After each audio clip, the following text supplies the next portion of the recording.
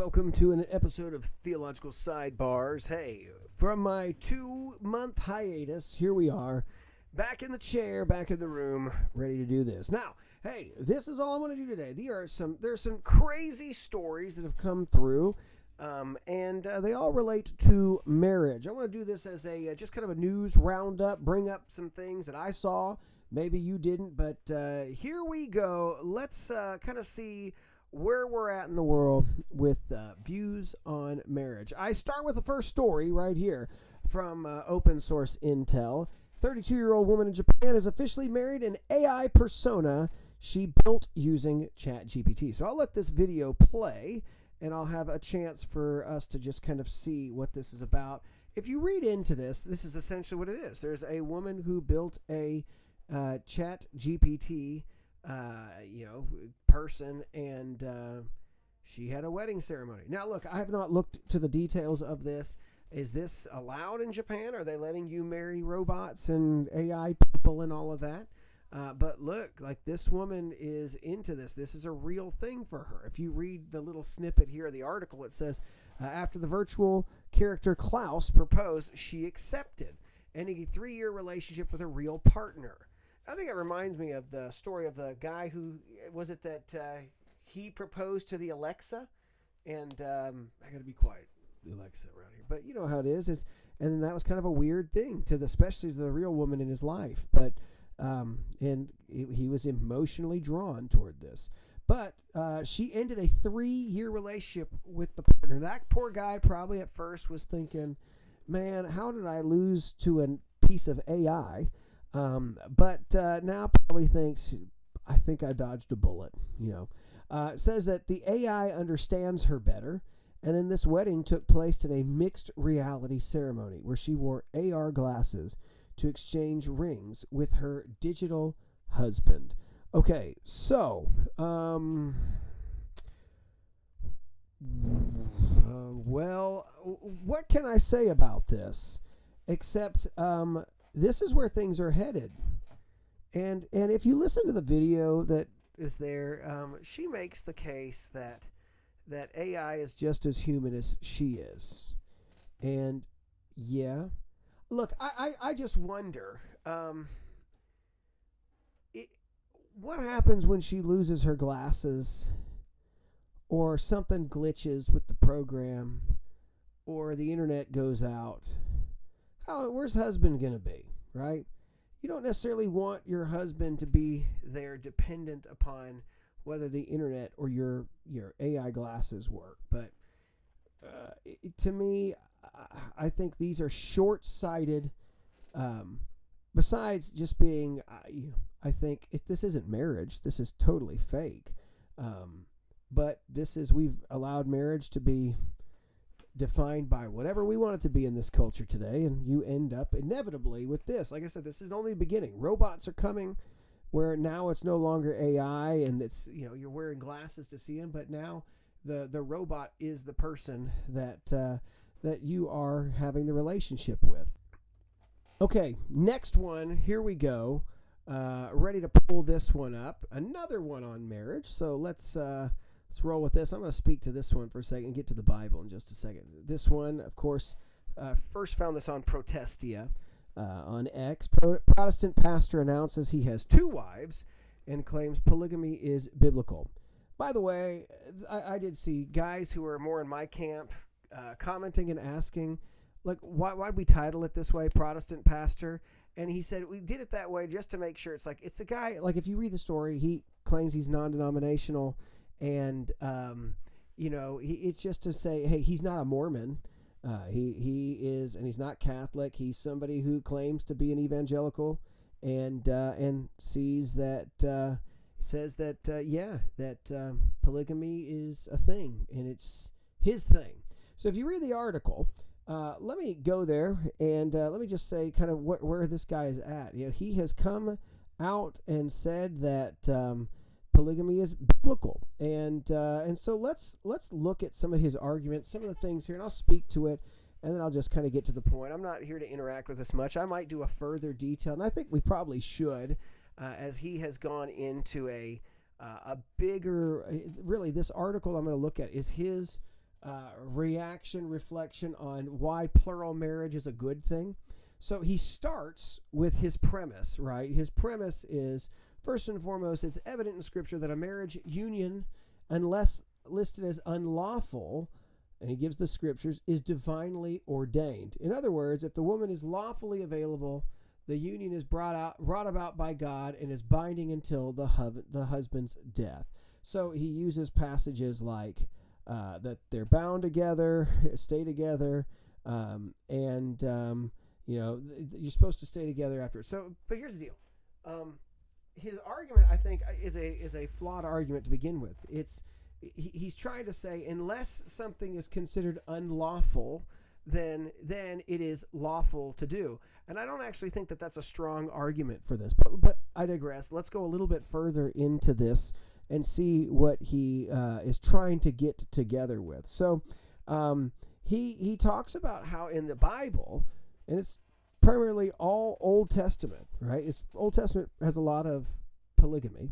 They have these marriages, and you don't see God condemning them, right? So he says here, throughout the biblical narrative, we have witnessed many observably divine unions, including Isaac and Rebekah, David and his wives, Joash and his wives, Ruth and Boaz, Hosea and Gomer, Esther and Xerxes, as well as every other single marriage in the genealogy of Jesus that were all divinely predestined. So he's saying because God predestined it, or God in his, if we want to talk about the wills of God, his permissive will, because his permissive will allowed it, therefore it's lawful. That's essentially what his argument is. And I think that's a very bad place to be. But anyways, in addition to these, Jesus' conclusive statement, whatever God has joined together is applicable for every lawful marriage that ever occurs. Without exception, lawful marriage unions, not only the ones written in Scripture, are a matter of destiny. I don't think so. Let's keep moving, though. Here it is. This is right here. This is the part I want to get to. In 2019, I discovered the surprising fact that God never prohibited polygyny. Throughout the entire biblical narrative, as he did with polyandry and homosexuality, he divinely ordained it in several cases, including David, Jacob, Joash, among others. In contrast with homosexuality, which is outright prohibited, God lawfully regulated the practice of plural marriage. For example, here is an ordinance which regulates but does not prohibit the practice. If he takes another wife to himself, he shall not diminish her food or clothing or her marital rights. Likewise, we likewise witness the ordained priesthood of God orchestrating and presiding over plural marriage unions. And what Joash did was right in the eyes of the Lord. All the days of Jehoiada the priest, Jehoiada got for him 2 wives, and he had sons and daughters. Now that's a stretch, right? So of saying that there's this, like, once again, this idea that because he has permitted it, in that he wants it and who has ordained it. Now, so this is where I stop, right? And this is where I think we need to really come to, I don't want to look much further. There's another time to look into his arguments. He's got some weak arguments on, well, what about the passage for the pastor? This guy claims to be a pastor, and yet he's got multiple wives, and tries to weasel out of the one in 1 Timothy 3, except his argument that he uses for that blows up, totally ignores Titus chapter 1. That's an interesting thing. Here's really what I want to get to. His argument is absolutely flawed. He's starting with the premise that if it's been practiced and God didn't say something about it, then it's permitted and it's lawful. But that's just not how we read the Bible. In fact, we should read the Bible in understanding that there's a lot of stuff that God was gracious and worked with the people and where they're at. In fact, this is the very same argument. The argument that he uses to bring up for polygamy is the very argument that they were using to say, well, how come we should get divorced? And you're saying we shouldn't get divorced. Notice the argument here. This is what we see with Jesus interacting with the guys here, right? So this is from Matthew chapter 19, and it says that some of the Pharisees approached him and said, "Is it lawful for a man to divorce his wife on any grounds? Haven't you read?" He replied that he who created them in the beginning made them male or female, and for this reason a man will leave his father and mother, and the two shall and be joined with his wife, The two shall become one flesh. But they are no longer two, but one flesh. Therefore, what God has joined together, let no one separate. By the way, I think that that's a great argument for why the first is bad. You're joining to nothing. You've joined to nothing. You've not become one flesh. You've not become two. You've become long distance. It's almost like a long distance relationship. But anyways, let's get to the main point for this polygamous pastor, right?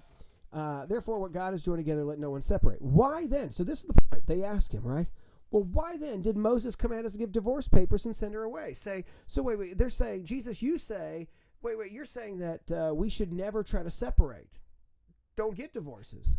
But they're saying, but hold on, it's permissible. It's lawful. Moses even gave us the thing. And that's in the Bible, right? You look like this is a passage here. Deuteronomy. If a man marries a woman, she becomes displeasing to him because he finds something indecent in her. He may write her a certificate of divorce and hand it to her and send her away from his house. And then it goes on to this thing. So it just says that, hey, he can send her away. Now, you've probably heard me and Dr. Marquez go through this and the idea of what it means to be displeasing. The word has linkage to really more probably an adulteress or an immorality happening on the side. But at their time, they're interpreting it as whatever. But here they are. They're still saying, hey, the Bible didn't say anything wrong about permitting divorce. So why are you saying we shouldn't do it? And he says, Moses permitted you to divorce your wives because of the hardness of your hearts. But it was not like that from the beginning. I tell you, whoever divorces his wife, except for the sexual immorality, and marries another, commits adultery. His disciples said to him, if a relationship with a man and with his wife is like this, it's better not to marry. So I want to stop there and just say that, just simply because something is permitted doesn't mean that it's lawful. Okay? See, what Jesus is telling us, and this is what I want us to zero in on, right, is this part right here. Moses permitted you to divorce your wives because of the hardness of your hearts, but it was not like that from the beginning. There was a permissiveness, is what he is saying, that God allowed for this to take place because of who they were as a culture, the hardness of their heart, the messed up way that these people were. He allowed for it.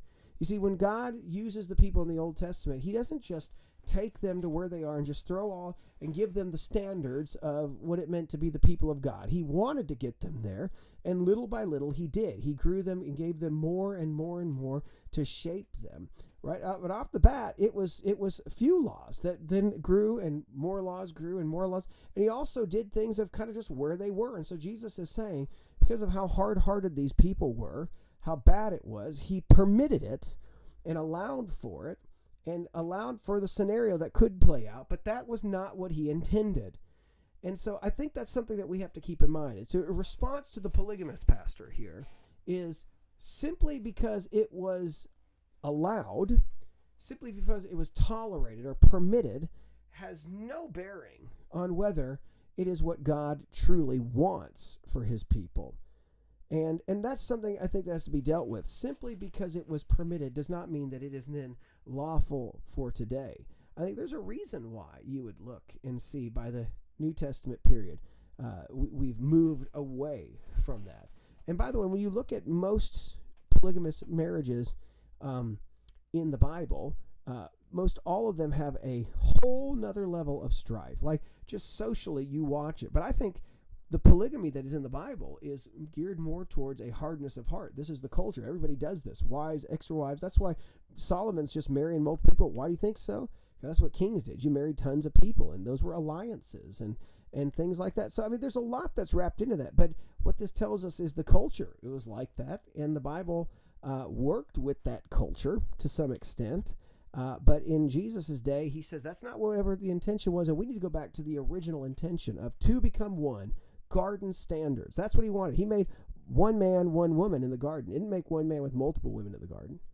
But that gets changed later on. As you even read the Genesis narratives, you see one of the first guys starts taking multiple women. That was not the original intention. All right, look, that's all I got. Glad to be back in the chair. Glad to be doing this. Hey, glad you could listen. But hey, like, subscribe, and try to be more regular with this again. All right, talk to you later. Bye-bye.